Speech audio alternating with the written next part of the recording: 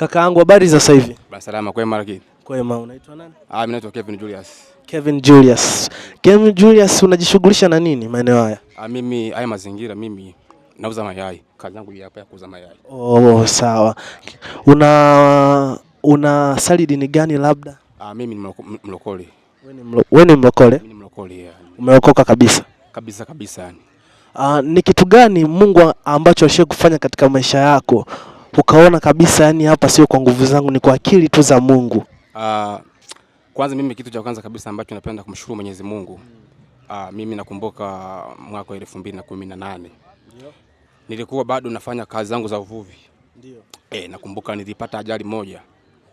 Huko ziwani tulizama muda kama saa 12 asubuhi. Kwa hiyo tulikaa majini takribani ya masaa kama 7 hivi. Ilifika muda kama saa 8 za mchana ndo tukapata mtumbwi ukaja ukatuokoa. Kwa hiyo mimi kuanzia hapo mimi nilimshukuru Mungu kwa sababu ni kitu ambacho alikifanya. Yaani ni kitu ambacho Mungu alikitenda katika maisha yangu. Kwa hiyo mimi kuanzia hapo pia nikaamua kumtafuta Mungu alipo, nikaanza kumtumikia Mungu. Pole sana kaka. Na ni wimbo gani wa shukrani ambao unaweza ukawimba unapokuwa na huzuni au unapokumbuka tukio kama hilo? Wimbo wowote ule wa shukrani ambao unaweza ukaimba kwa ajili ya kumshukuru Mungu kwa hicho kitu.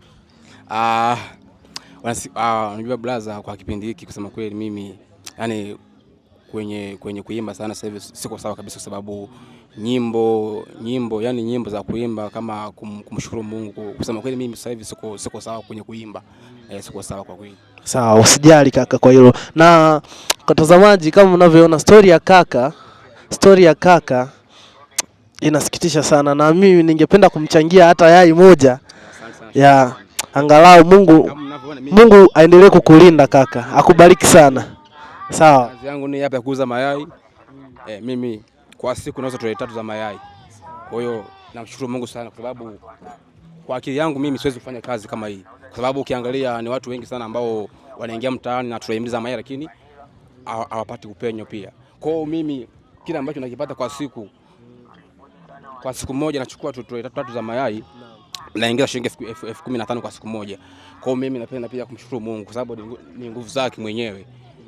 Kwa hiyo mimi namshukuru Mungu sana. Mungu akubariki sana kaka, na Mungu aendelee kukulinda. Amina sana, barikiwe. Sawa.